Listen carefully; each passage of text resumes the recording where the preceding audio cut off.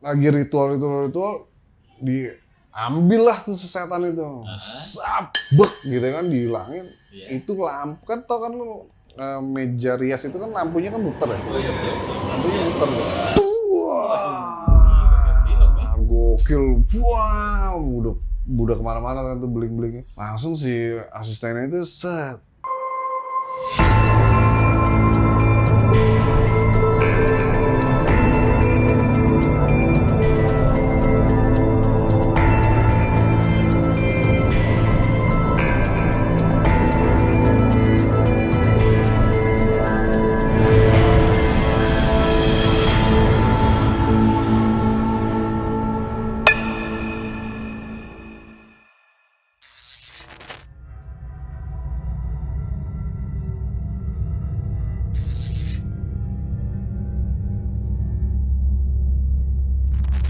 Semua cerita misteri pastinya nggak akan bisa diukur oleh nalar kita. Gue Abu, welcome back to my channel. Don Ulur, nggak habis pikir. Hari ini kita mau bahas apa nih guys? wih. Ada narsum yang ya. Kenapa tuh? Cukup mengerikan, namun dia terkenal, cukup mengerikan. Jadi profiling narsum ini profesional di dalam bidang melukis wajah. Wih. Yoi, makeup artist. Yoi. Cerita bermula pada kita samarkan aja namanya.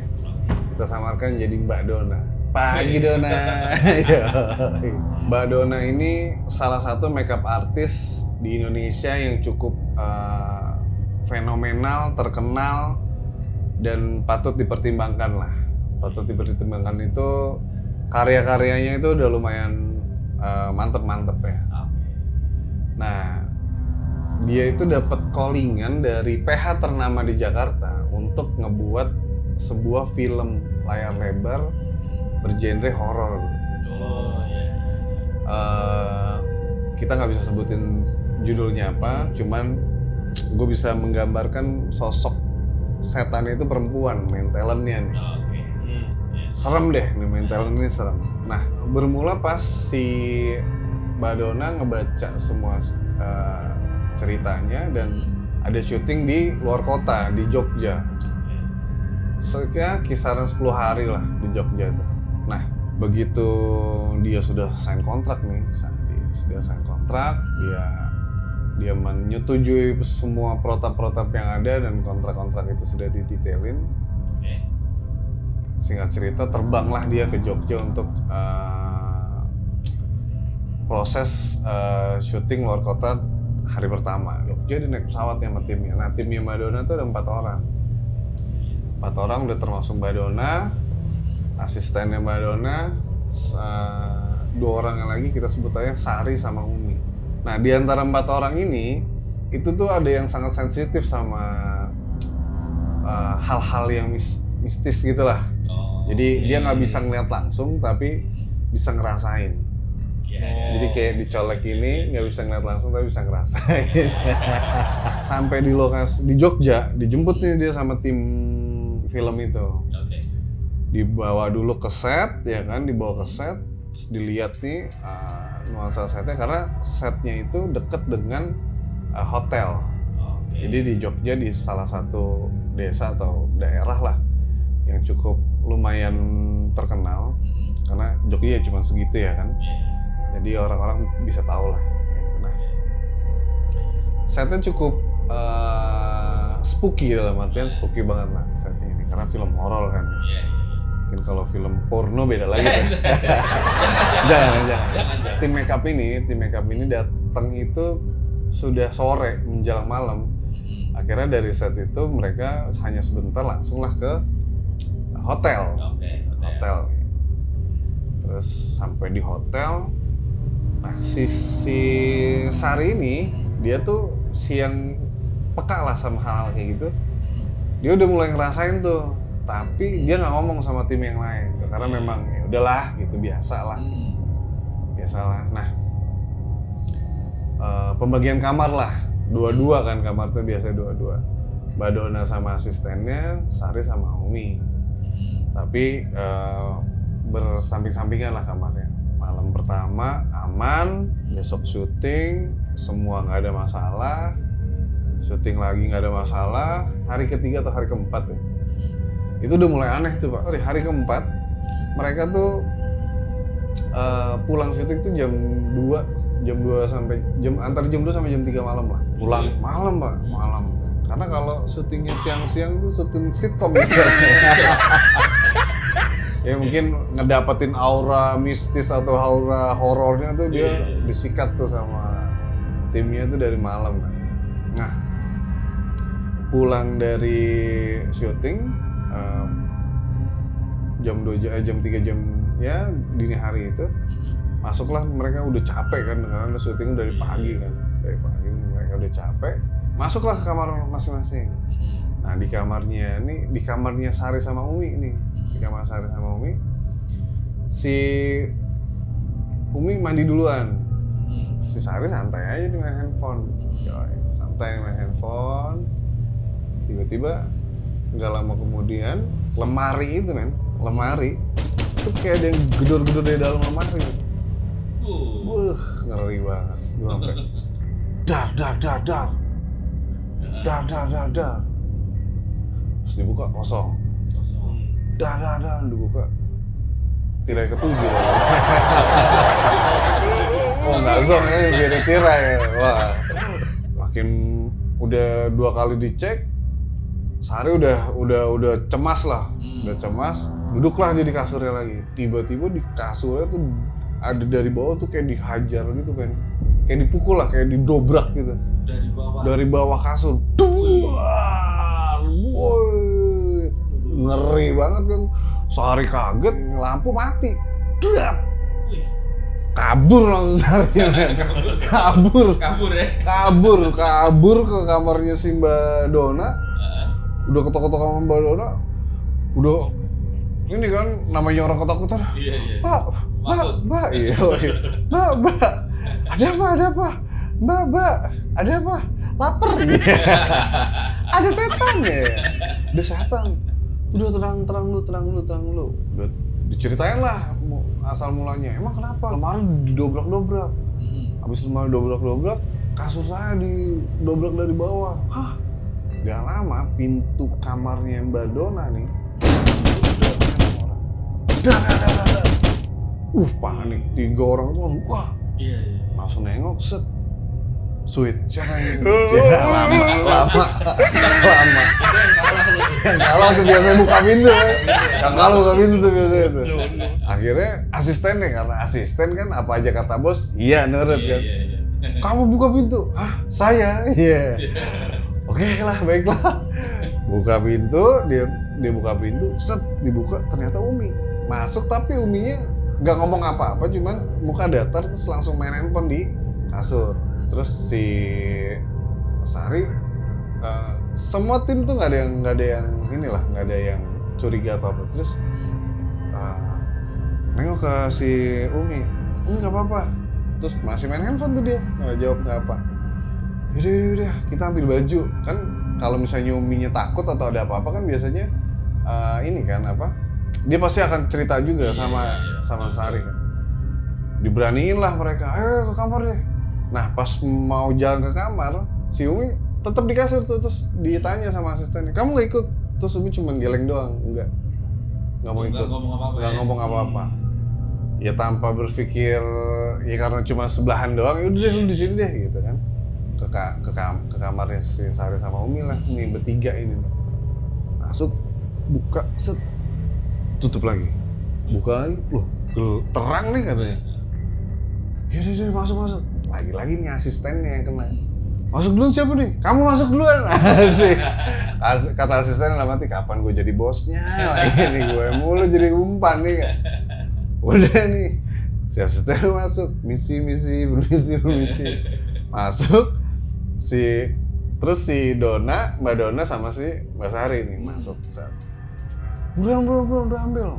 Lagi sibuk ngambil baju, tiba-tiba keluarlah di kamar mandi, pintunya buka. Keluarlah Umi dari kamar mandi. Umi keluar dari kamar mandi pakai anduk doang terus begini Umi keluar dari kamar mandi ngomong sama si bertiga nih, kalian mau kemana? Udah jam segini. Semua mukanya nge-freeze pak. Enggak kemana-mana. Asistennya nggak disuruh nih, dia langsung lari keluar ke kamar, ngecek di kamar tuh. Ternyata di kamar tuh kosong.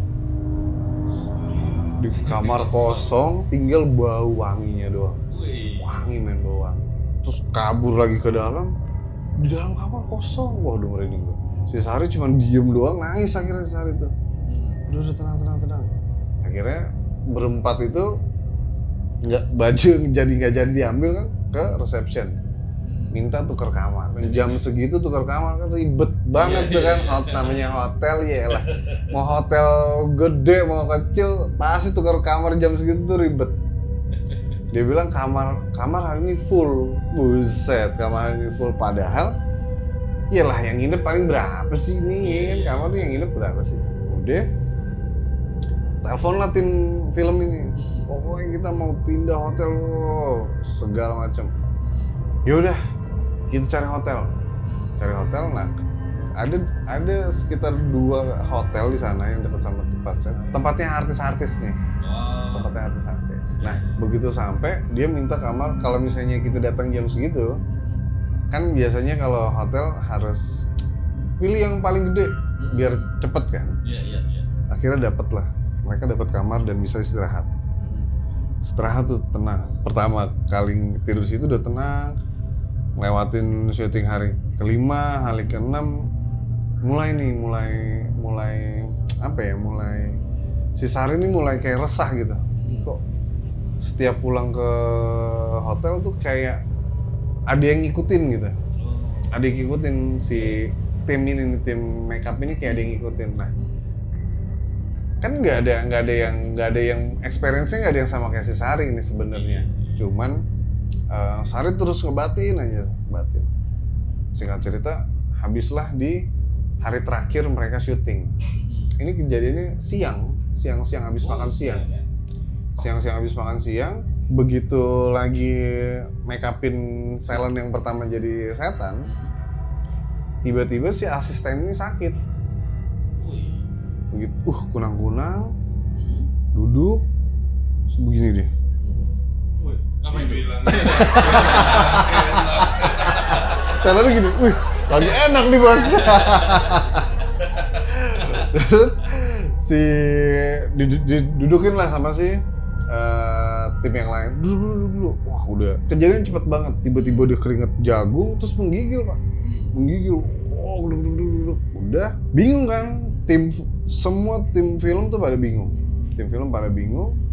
Nah, biasanya kalau kata narsum ya, biasanya kalau di dalam produksi film, apalagi di luar kota, itu biasanya tim film itu ada yang ngejagain lah orang pintar. Oh iya. Gitu.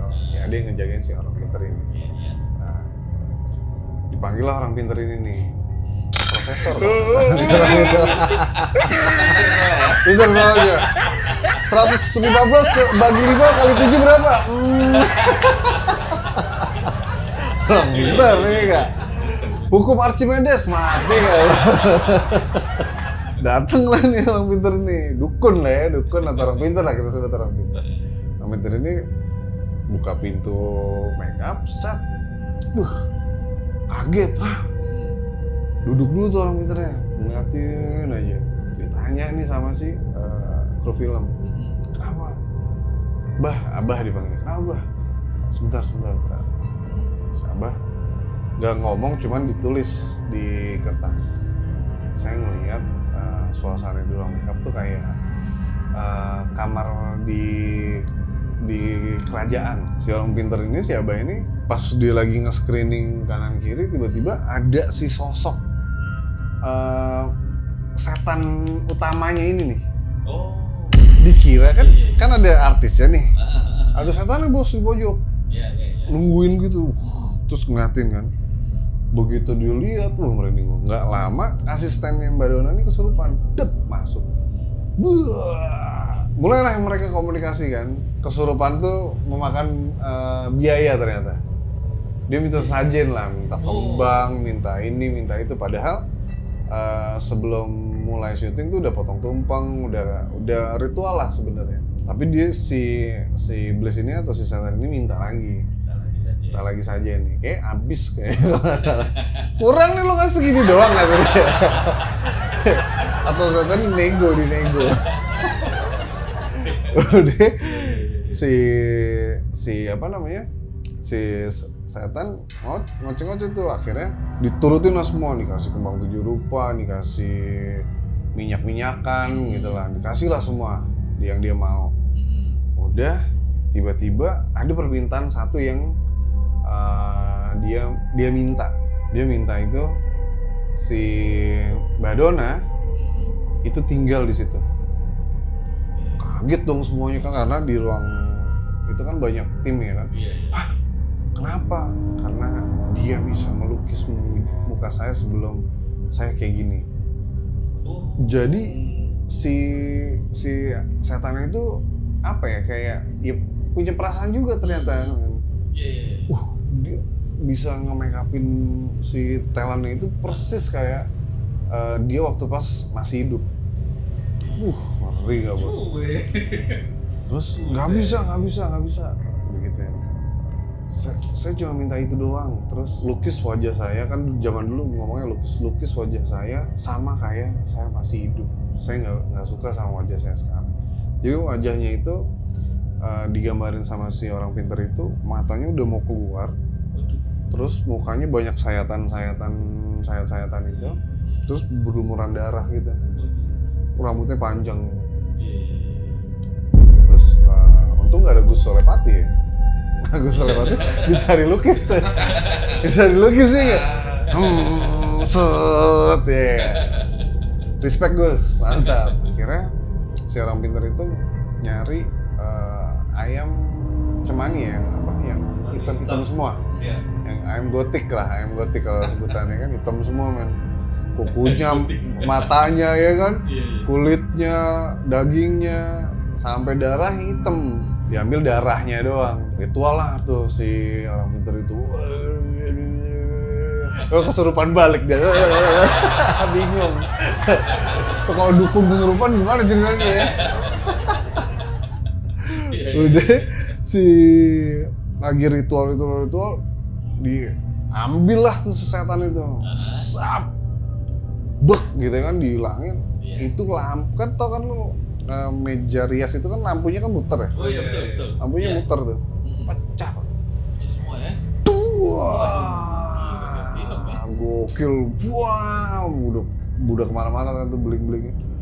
Langsung si asistennya itu langsung dari set gitu. Udah masuk dibersihin gitu ya, gua nggak tahu dimasukin botol atau apa kan. Tapi katanya sih kalau setan dimasukin botol katanya hoax ya kan, bohong. Tapi ini dibuang lah tuh setan. Udah si orang pintarnya cuma bilang kalau bisa hari ini terakhir, karena sifat iblis ini cuma saya usir, bukan saya hilangin. Jadi sewaktu-waktu bisa datang lagi untuk meminta pertanggungjawaban dari lukisan wajahnya dia.